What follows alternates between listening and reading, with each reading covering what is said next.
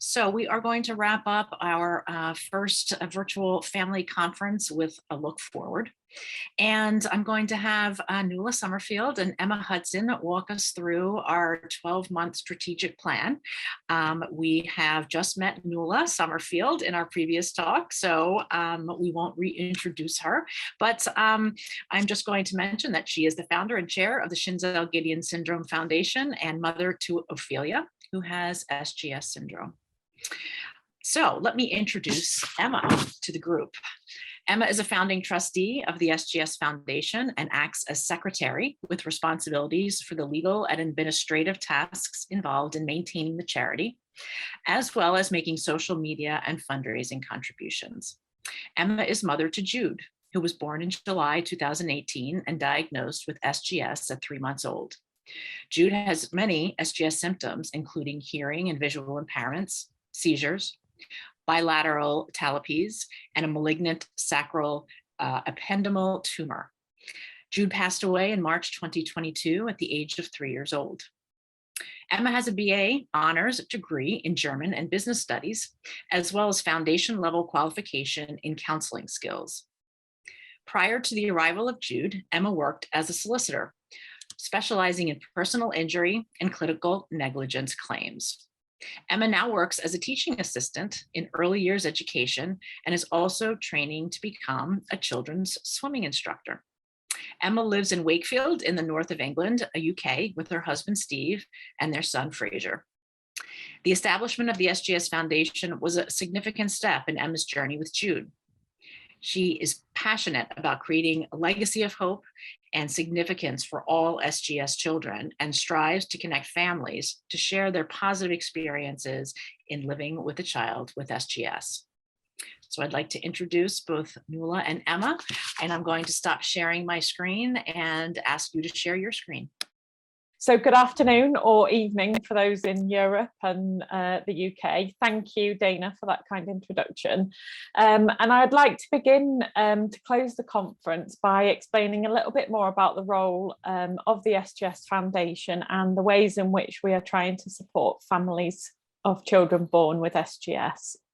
So firstly, I'd like to just kind of explain what is the SGS Foundation. It's a charity or a non-profit organisation run by 5 volunteer trustees. So Nuala, myself, Charla, Karina and Dana, many of whom have a child with SGS and all of whom are passionate about improving the lives of children born with SGS for their families. Why does the SGS community need the SGS Foundation when we have a family Facebook group for families to connect, share their experiences and support each other through this journey? You might be thinking, why is there a need for a foundation in addition? The foundation does not replace the family Facebook group, which is an invaluable resource and lifeline for many families. So the role of the foundation is different. The foundation represents and supports patients and their families living with SGS. So we act as a first point of contact for families with a new diagnosis, Googling SGS, which I know many of us did and still do. We can provide those people making that first contact with accurate scientific and medical information through our website, and we can then signpost them on to the family Facebook group. So the SGS Foundation website is a source of information not only for patients and their families, but for clinicians and researchers and the public wanting to know more information about SGS. The foundation advocates for the SGS community by hosting family conferences such as this, which is our first, and by launching awareness campaigns such as our Awareness Day, which is on the 13th of November. And the foundation will also liaise and collaborate with doctors and scientists to ensure that SGS is known about and is on the map, and that research is being done to help our children. And we've heard from many of those people involved in that work over the course of the last 3 days. So who is the SGS Foundation for? Well, the short answer is you. It's for our families and our SGS children, those who have passed away, those who are living and struggling with SGS daily, and also those who will be born in the future with SGS. So I'll move on a little bit and discuss what the SGS Foundation is doing. And our three main purposes for our Rare Disease Foundation is to provide family support, to work to increase awareness and understanding of SGS amongst the medical profession and healthcare profession, and to support research into all aspects of SGS to help us learn more about this rare genetic condition. We'll just talk a little bit more about the first one of those, and perhaps the one in many ways that I am most passionate about, and that is providing support to our families. So I'm just going to go through a few of the projects that we're doing at the moment that help to further this aim. So as I mentioned a minute ago, SGS International Awareness Day is on November the 13th every year. This year will be our third Awareness Day. And we see this as a chance to celebrate our amazing children, wear purple, tell everyone who will listen about SGS, and most importantly, to fundraise to support some of the exciting projects that the foundation is doing to help our families. We also have SGS family conferences, which, as I said, this is the first, and has been a huge success with over 70 people registering to either attend live or to watch the recorded sessions at a later date. We really hope that this is going to be an annual event, and we'd love your feedback and input as to what you would like to see included in future conferences. So please do get in touch. The foundation will continue to be the first point of call for newly diagnosed families, to signpost them and their doctors to the information and medical experts to our website, and to connect families to our family Facebook group so everybody can find the international SGS community. We will continue to create useful resources for our SGS families, such as the information which was provided by Chris Russell during his talk on the cortical visual impairment on Friday. And that has just highlighted how important this is and how much there is still to learn. So again, please do feedback to us any information that you feel would be helpful, or any resources that indeed you've found and have found useful. We can help to incorporate that into our website so it can become available for other families. A large part of our ongoing projects in the future is hopefully going to be in respect of translating the SGS Foundation website. So we really do recognise that this is an international community, and that we need to have resources available in languages other than English. And by not doing that, this could be a barrier to some people accessing the information that would be useful to them. So as a project for 2023, if we can raise enough to cover the cost of this, we will start to translate the SGS Foundation website to make it accessible in many more languages. As we've just heard from Nuala and Terry Jo Bichelle, the patient registry is a powerful tool to help families as well as doctors and researchers to learn more about SGS. So the registry was launched a few months ago, and we do understand that there is a language barrier again, and that many of our international families have found it difficult to enrol. So as a result of feedback, the foundation partnered with Combined Brain have applied for a grant to translate the registry, informed consent and the health surveys into additional languages. We were successful in obtaining the grant, and we hope to have the SGS registry translated into Spanish, French, Italian and German by November 2022. So this is the first stage, and we will need to fundraise to continue this translation effort to include more languages such as Portuguese, Polish, Chinese and Arabic. But again, please feedback to us. Tell us what languages you think would be appropriate, what languages you would like to see on the patient registry, and we can hopefully work together to get these translations available. Yesterday, Dr. Dewis talked a bit about the standard of care guidelines and about how there is no consensus currently as to how to treat SGS and manage the different symptoms of the condition. We desperately need guidance for doctors because most doctors will only ever treat one SGS patient in their lifetime, and therefore they won't have much experience of this condition. So we are working with Dr. Dewis and the medical communications company in the UK to bring together a panel of experts in SGS, and those who have treated different symptoms in our children, such as neurologists, cancer specialists, kidney doctors, as well as families, to discuss what best care looks like, and to try to create some guidelines for appropriate treatment and screening in our children at different ages. So this will be published in the medical literature, and then we plan to use funds raised to create an accessible translated copy of these guidelines for children.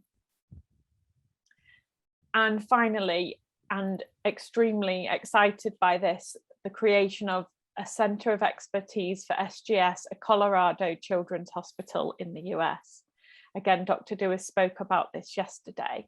And the hope is that this is a place where children with SGS can be seen physically in the clinic, and also hopefully through telehealth if they cannot travel to Colorado. And also where doctors around the world can contact SGS medical experts for help and advice on how to treat their own patients with SGS. I mean, in an ideal world, we would have a centre in every country, but we need to begin somewhere. And we feel that the work with Colorado Children's Hospital and Dr. Dewis is an excellent place to start. But this resource takes funding from us as a foundation and commitment and passion from the medical professionals involved. Dr. Dewis, who spoke to us yesterday, is committed to help us develop this first Centre of Expertise, which is a huge step forward. I'm just going to let Nuala now speak about some of the other projects and awareness raising that's going on. Thank you, Emma. So I think, as you'll see, there's a huge amount going on, and there is overlap. So some of the things that I'll mention here, which is our sort of second pillar, so patient supported or family support is one area. And as Emma mentioned earlier, our other sort of pillar that we focus on is increasing awareness and understanding of SGS in the sort of medical and healthcare profession. There will be overlap. So we heard yesterday about the disease concept study, and this is the study that will involve interviewing parents and caregivers of children with SGS to really understand what is important to them about the symptoms that we see, that we deal with on a daily basis. So we make sure that this information is then published in the medical literature, so doctors understand what's important to us, and also this can really help to inform how best our children are treated, what is screened for, how are things managed. So this is really, really important. The next thing, and you've heard a lot about this, is the patient registry. So I won't labor the point, but it is a hugely important project, and this also will help to increase awareness within the medical profession, because from the patient registry and the natural history study, we will be able to extract information that will inform doctors and healthcare professionals about how things change over time, what treatments worked, what treatments didn't work, what management things work. Do our children need do all of our children need urinary catheterization? How many of our children get hydrocephalus? How many get sacral cancer, spinal cancer? This is all very important information that we need to get out there into the medical literature. Now, as we talked about earlier, we have a very, very active Facebook page, and our families are SGS experts. We could write a textbook with the amount of expertise and knowledge that our families have. But we need to get this information out of the closed Facebook group and into the sort of public medical domain so that our doctors can benefit from that knowledge. Because the way that these recommendations get actioned is by a doctor recommending them. We as parents can't and really shouldn't be driving the the health care of our child, the medical care of our child. We want to be parents. We want to feel that the doctors understand this condition and they know what the best thing to do is, rather than always feeling you have to be a parent and a therapist and a doctor. It's exhausting. We want to focus on just being a parent. So let's work together, use the registry, and get some of this incredible knowledge about SGS that we have as parents out into the medical literature through our registry, so that we can educate so many more doctors around the world. The natural history study, which is essentially it's an extension of our registry. It's our registry over time becomes a natural history study. And what we're hoping to do is not just have parent entered information over time. So that would be you going on and filling a survey now and again in 6 months' time. So that would be parent entered information. We also want to have information entered over time by SGS medical experts, such as Dr. Dewis, who spoke to us yesterday. And this is what she would enter if she saw your child for a visit at the Center of Expertise at Colorado Children's Hospital, either in person or over a telehealth visit. She would be able to fill in special questionnaires that then would go into the Matrix platform and add to your child's information. So we build this really rich, in-depth information about your child, both from your perspective as the parent, the doctor's expert's perspective, and that really, really helps our understanding of this condition, because it's so rare, this condition, that everything we learn about an individual child is so incredibly important.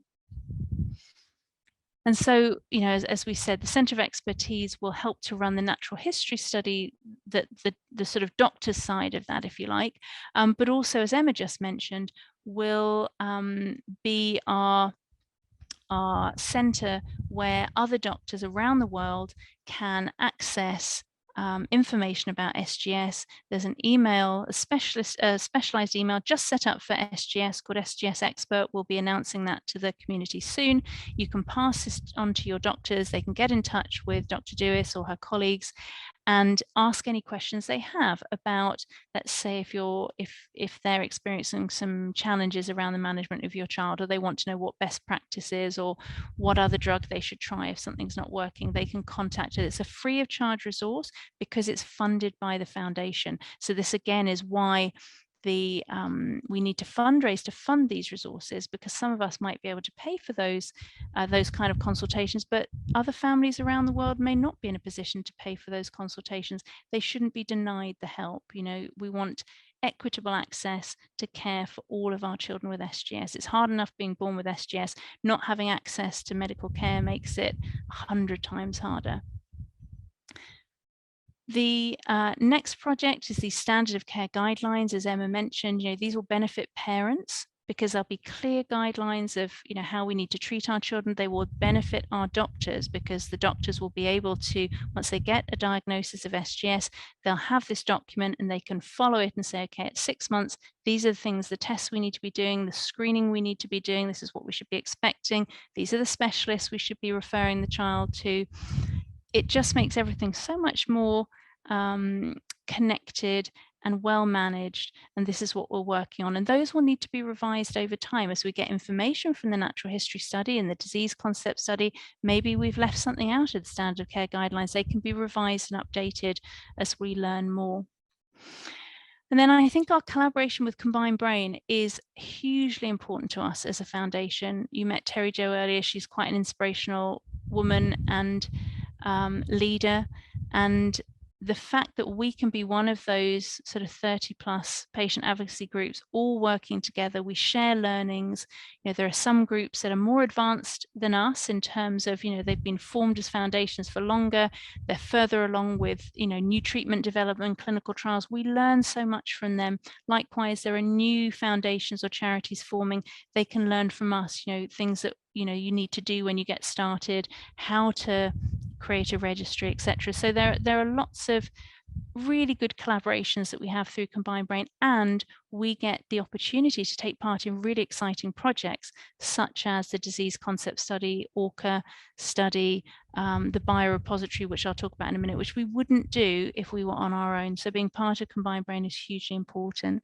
And then the International Awareness Day. Remember, this just isn't for families, it's also for doctors. You know, as we put out on social media all about SGS, you know, doctors, medical students, healthcare professionals, they will all see this, and it makes SGS a real thing. And I know it's ultra rare, but the more we shout about it, the more people will become familiar with it.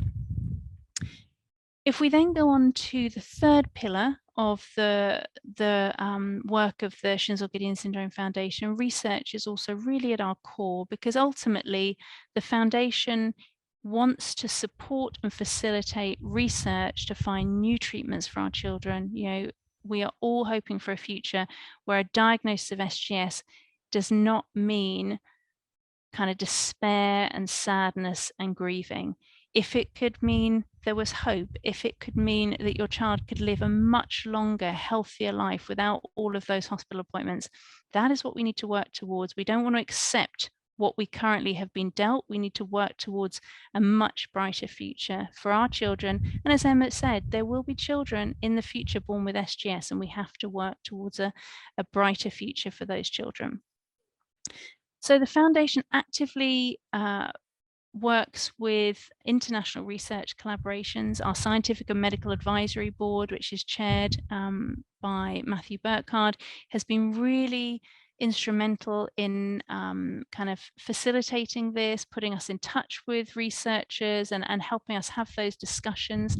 So we work with researchers in the US, in Canada, in Italy, in Sweden, in the UK, I've missed somebody out, in Germany, and we have new research collaborators all the time. In Australia, actually, we've got a new research collaborator in Australia now. So there are so many opportunities, you know, that we have to raise awareness of what SGS does and, what SGS is and what the foundation does.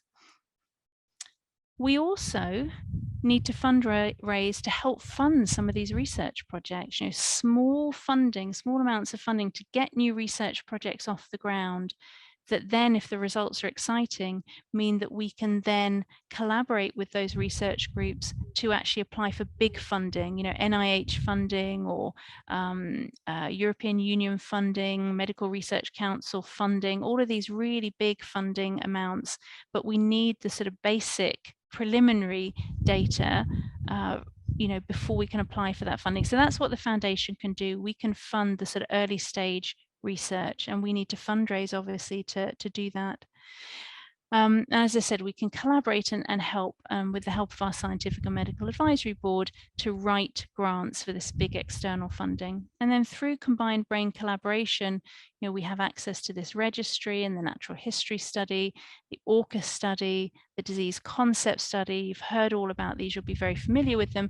You're probably less familiar with the biorepository and the brain and tissue donation banks that we work with. And these really help to just complete the circle of what we're trying to do. What we're trying to do is get our community what we call clinical trial ready. That means we have filled in all the, you know, ticked all the boxes. So we know what the natural history of our disease is. We know how many patients we've got. We know how to contact them if there was a clinical trial. We understand what is most important to our families in terms of, you know, what treatments we should be pushing for. Is it a treatment for seizures? Is it a treatment to improve communication? Is it a treatment against urinary tract infections? Like, what is the most important thing? And, you know, how do we measure communication? That's what the ORCA study will help us with. You know, these are all things that help us, if we've got to a clinical trial, that we would actually measures that we could use to measure a drug's effectiveness against. The biorepository is essentially it's a biobank, so it's a place where we can store blood samples from children with SGS. We can make stem cells from them for researchers to access, and we also we work again through Combined Brain with an organisation where we can bank bank tissue. So if your child has a surgery to remove a tumor and a sample of that tumor can be taken, we can store it in the bank, and that's really important because, again, researchers can do research on cells and mouse models, but actually having access to tissue from children with Schinzel-Giedion syndrome means that they can really test how those research results would, how they would fare in actual human cells, human tissue from children with SGS. And then the brain bank, and it's a very emotive issue. And we want to organize a webinar for the community to understand why this is so important. We have had some families who have really generously donated brain tissue after their children have passed away as that child's legacy to help future children with Schinzel-Giedion syndrome. And we are eternally grateful for that, as are our researchers, because it really helps them to make sure that the research they're doing is going to have an effect in a child's brain, whether that be controlling epilepsy, controlling some of the brain development, that type of thing. So what are our timelines to launch these projects? So currently we're sort of Q3, Q4, so the last half of 2022, and the expanded ORCA study, which you heard about on day one, and the disease concept study, which we heard about yesterday, those are launching imminently. So we're asking families who are interested in being involved in these studies to get in touch, and then the interviews will start being organized over the next month or so. At the end of 2022, beginning of 2023, we will have those additional languages on the registry, and then we'll be able to organize for native speakers in those languages to help with the walkthroughs, so that we can actually get people up and running in these other languages on the registries. We also will have that email resource we talked about for doctors to use. That will launch towards the end of this year. The standard of care guidelines, we're starting to put together a list of potential experts, medical experts in SGS, and as Emma said, neurology, oncology, gastroenterology, kidney issues, bladder issues, and then we'll be contacting those experts and asking if they'd be willing to be part of this expert panel. And the panel will start coming together probably at the beginning of the year. We will also bring families into that panel, because it's very important when you're creating standards of care that it's not just the doctor's perspective, it has to have the family's perspective too. So we'll keep you updated on this. And the natural history study, which will be the doctor-entered natural history study, we're hoping to be able to start with either in-person visits or telehealth visits, again in the first sort of half of next year, out of Colorado Children's Hospital. And then in the last part of, or the last 6 months of next year, this is when we will be working on updating and translating the website and planning our next family conference. And our things that we would love to have but haven't quite put a date in the timeline yet is creating these other very important, if you like, banks of information about our children, such as what does a normal EEG look like from a child with SGS, and how does that change over time? What does the MRI look like in a child with SGS, both brain and spinal cord, and how does that change over time? So be thinking, when your child has these tests done, can you ask for copies, not of just of the report, but actually of the files themselves? They can usually be burnt onto a CD and given to you. And then we're looking at ways of attaching that with the CRID, hopefully to the registry and natural history data. And then researchers and neurologists would be able to access that and actually start publishing information on that. So I know we're running a few minutes late, so this, we're very close to the end now, but something that's really important, we've talked a lot about what the foundation are trying to do. Please remember that the foundation is run by volunteers. We're all parents, we are all poor, but we're all driven by a passion to see a much brighter future for children with SGS. So we don't take salaries, we don't claim expenses for our time. The money that we raise goes towards ensuring these projects that we talked to you about can come to fruition, but they're not free. We do manage to get a lot of pro bono and free of charge help. Like none of the people that have spoken at the family conference have asked for a fee. People give their time, they're extremely generous with their time, but there are certain costs associated with getting these projects done. So the biorepository, which is a really important resource for us to have, the reason we need our own biorepository for blood samples, tissue samples, etc., is because if they are at a university, they will often get siloed there, and then that researcher may not share them with another researcher, and we don't want that. We have to make sure that our samples are available to as many people who want to do the research as possible. So if we have our own biorepository, then obviously we govern that. We make sure that the requests for those samples are legitimate, but we make sure that we don't have these academic silos where people can't access the samples. That costs about $15,000 a year to run, because obviously every time your child donates a blood sample, there's a we don't obviously there's no charge to the parents for that, but we cover the the blood draw costs and the shipping back to the biorepository and the storage and the way it has to be processed, and if it's turned into stem cells and how they're going to be stored. The collaboration with Colorado Children's Hospital is likely to cost us $15,000 a year to start with. That could increase if we get a good take up and more families want to be visiting or having telehealth visits, and lots of doctors are using the resource, the information or email resource. And there are other sort of more general costs associated with the patient registry. If we need to use different surveys that might be validated surveys that have a cost associated with them, creating family resources, sometimes we'll have a cost associated with that, website hosting and maintenance.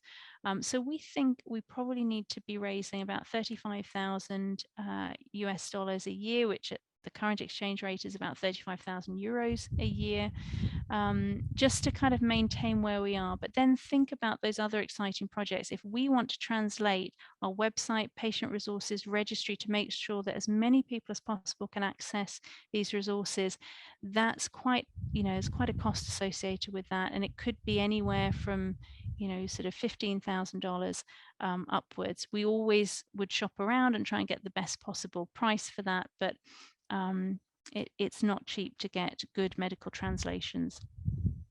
Seed funding, so this is the small funding for important new research that our Scientific and Medical Advisory Board agree is really critical for SGS.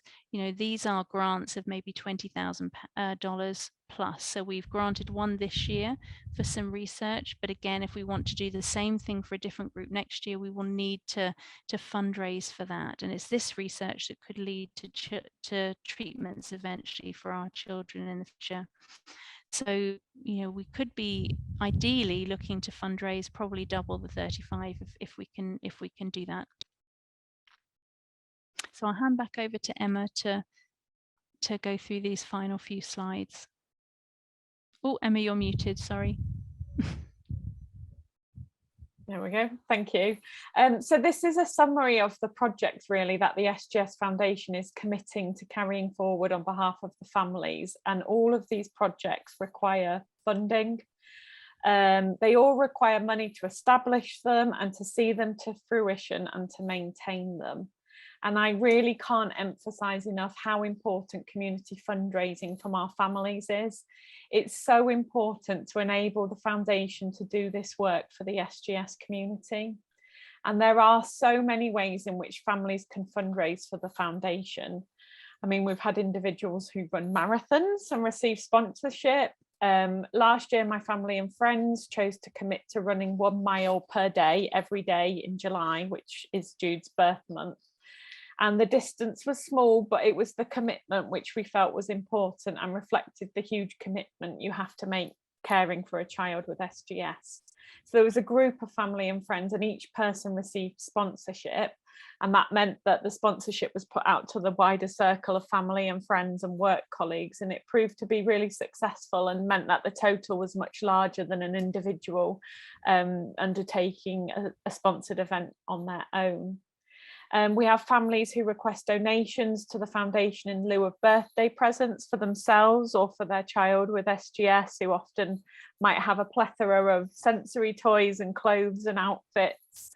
And we also have had families who choose to request donations to the SGS Foundation in lieu of flowers when their SGS child or another family member has passed away. And this is something that we chose to do when Jude passed away earlier this year. Sharla is our trustee with responsibility for fundraising, and she has a wealth of experience and knowledge in this field. And our families can probably expect to hear quite a bit from Sharla over the next few weeks and months as we prepare for our Awareness Day on the 13th of November. But please start to think now about how you can support the SGS Foundation on that day by organising your own fundraising event.